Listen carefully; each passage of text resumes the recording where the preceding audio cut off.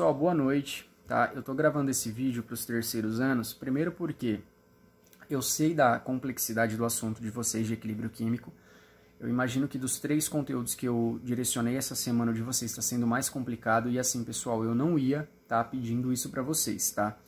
Eu ia deixar para a gente estar retomando depois na volta às aulas, tentar encaixar em algum bimestre, porque é um assunto muito importante para os vestibulares, mas assim, não é fácil de entender, porque a gente está falando de uma visão microscópica e não macro, certo, da química. Só que o que acontece, pessoal? Nessa quarentena, está sendo cobrado dos professores algumas habilidades que são estruturantes, que a gente tem que trabalhar com vocês, tá? A gente está sendo meio que obrigados a trabalhar, até mesmo porque na volta às aulas vai ter uma avaliação em cima dessas habilidades específicas, que no caso do terceiro ano foi 2.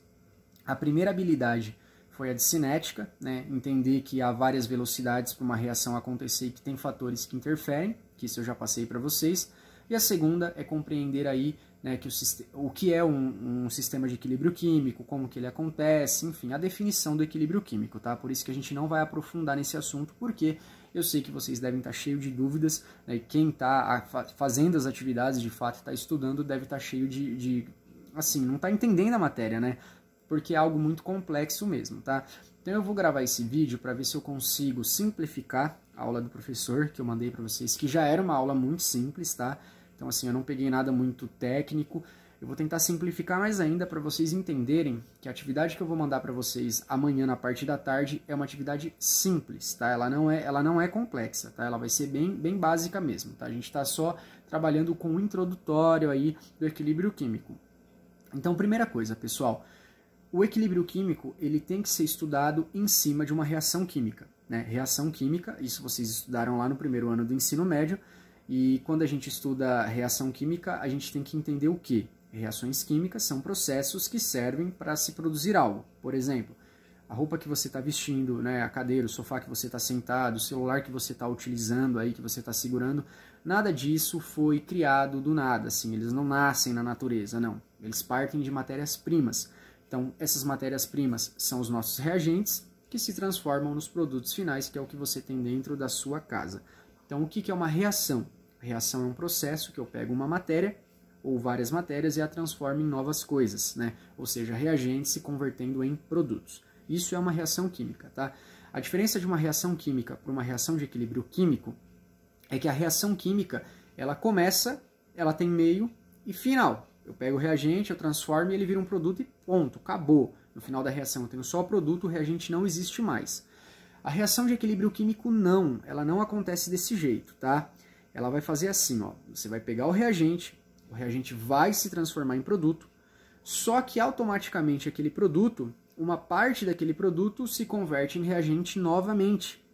E aquele reagente se converte em produto, que se converte em reagente, então assim, ela vai ter reagente e produto. A diferença de uma reação normal, que o reagente vai se convertendo em produto e no final só tem produto, a reação de equilíbrio químico não é assim, tá? Ela sempre vai ter os dois, ela vai ter reagente e produto, o que significa, a primeira definição que você tem que saber de uma reação de equilíbrio químico, que vai te ajudar na atividade de amanhã, é que reação de equilíbrio químico são reações de baixo rendimento. Você nunca vai ter só produto no final, você sempre vai ter uma quantidade de reagente. Uma coisa que vocês têm que entender, tá, pessoal? Não necessariamente eu vou ter mais produto ou mais reagente. Isso depende da reação que você está trabalhando, tá? E a gente trabalha bastante com gráficos, né? E reações balanceadas. Por isso que aí vocês têm que revisar também para os vestibulares balanceamento químico, tá? Mas de qualquer forma, não se prenda na quantidade de reagente e produto. Isso varia de reação para reação. E o exercício sempre vai me dar isso de acordo com dados, né, valores, o exercício te dá. O que importa, cara, não importa a quantidade, o que importa é que você entenda que são reações que vai ter reagente e produto, vai ter os dois, tá? O reagente nunca vai se transformar 100% e no final só vai ter produto, não, você vai ter sempre os dois ali. Reagente que vira produto, produto que vira reagente, reagente que vira produto novamente, por isso que a gente usa um termo também muito importante para vocês, que reação de equilíbrio químico é uma reação que parte em ambos os sentidos, né? Ela parte no sentido direto, que é quando o reagente se transforma em produto, e parte para o sentido inverso, que é quando o produto se transforma em reagente. Outra coisa importante também, tá, pessoal? Uma reação de equilíbrio químico, ela precisa estar num sistema fechado. Se você abre o sistema, a reação ela para de acontecer, tá? Que é no caso, um caso importantíssimo pra gente é a garrafa de refrigerante, né? O refrigerante aí dentro da garrafa é uma das reações mais fáceis da gente entender como que acontece o equilíbrio químico. Então observa só, né? Imagina que você tem uma garrafa de refrigerante aí na sua casa fechada, certo? Além do sabor que você tem, né, seja lá do que você vai tomar, se vai ser um refrigerante de cola, de limão, de guaraná, enfim, além do sabor específico de cada refrigerante, uma coisa também que determina, que interfere bastante no sabor é o gás carbônico, tá? Tomar um refrigerante com gás é uma coisa de tomar um refrigerante sem gás. Inclusive, quando a gente toma refrigerante sem gás, a gente costuma dizer que aquele refrigerante está aguado, né? Por que será que isso acontece? Dentro da garrafa de refrigerante, além de várias substâncias que já tem ali, né, para compor aquela solução aquosa, uma delas é chamada de ácido carbônico, que é justamente a substância, né? Não tem como eles injetar gás carbônico dentro da garrafa, né, quando está se produzindo refrigerante. Eles não conseguem fazer isso. Então eles colocam uma substância chamada ácido carbônico, tá, diluída ali dentro da solução, e essa substância ácido carbônico em um sistema fechado, até porque a garrafa de refrigerante é vendida fechada, né? Ela é uma reação de equilíbrio químico, tá? O ácido carbônico, ele participa de uma reação de equilíbrio químico. Ele vai virar produtos e vai voltar a ser reagente. Como que isso acontece, galera? O ácido carbônico dentro da garrafa, ele se decompõe e vira água e gás carbônico, certo? Que é aquele gás, né, que mais uma vez é importantíssimo para o sabor do refrigerante. Como essa reação é de equilíbrio químico, automaticamente aquele gás e a água, eles reagem novamente e vira o ácido carbônico. Se essa reação não fosse de equilíbrio químico, o que ia acontecer com a garrafa? Ela ia explodir, ia produzir tanto gás que ela ia estourar, né? Então não, isso não acontece, né? O ácido carbônico vira gás carbônico e água, só que como é uma reação de equilíbrio químico, ela vai partir no sentido inverso também.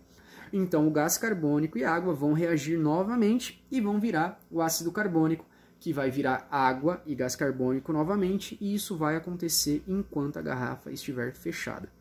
O que acontece quando você abre a garrafa?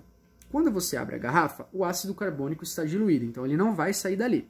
Só que ele se transforma em água e gás carbônico.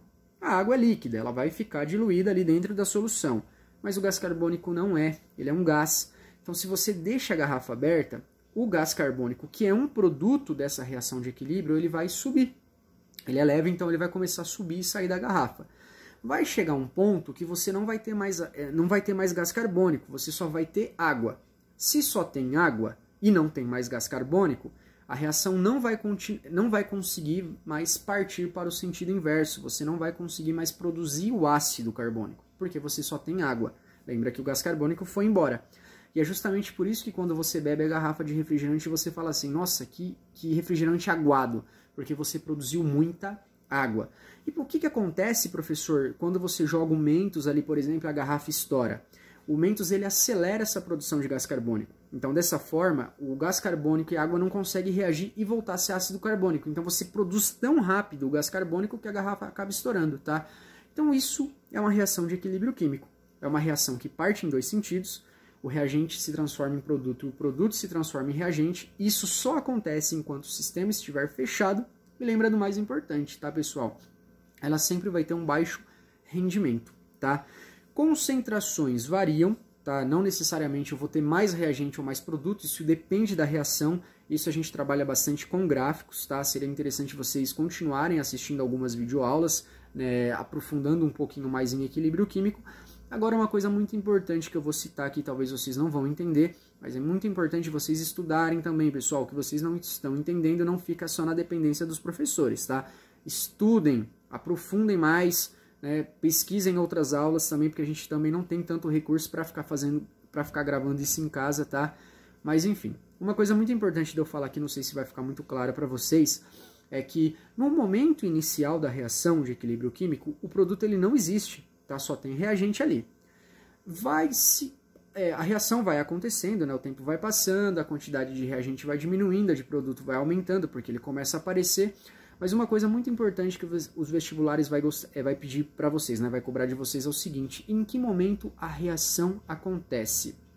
Quando a velocidade né, dos sentidos se igualam, tá?